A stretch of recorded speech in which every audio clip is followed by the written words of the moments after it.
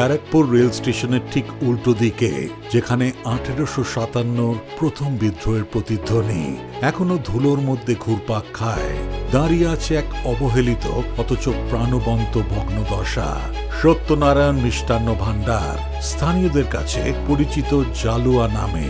1832 সালে প্রতিষ্ঠিত এ মিষ্টির দোকান দেখেছে সাম্রাজ্যের পতন, স্বপ্নের উত্থান আর কচুরি ভাজার টুংটাং শব্দ। প্রায় 200 বছরের ইতিহাস তার গায়ে লেগে আছে।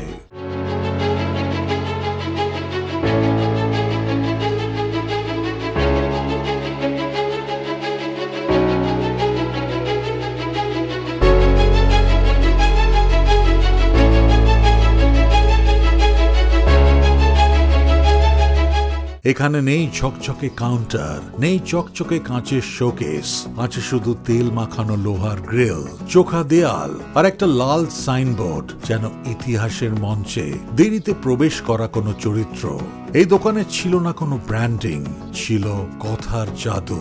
শোনা যায় এখানে খেয়েছেন মোহাম্মদ রফি, মুকেশ, এমনকি প্রাক্তন রাষ্ট্রপতি প্রণব মুখোপাধ্যায়ও। কিন্তু প্রশ্নটা হলো, আজও কি খাবারটা তেমন? ডাল কচুরি এখন যেন স্বাদের নয়, শুধুই স্মৃতির।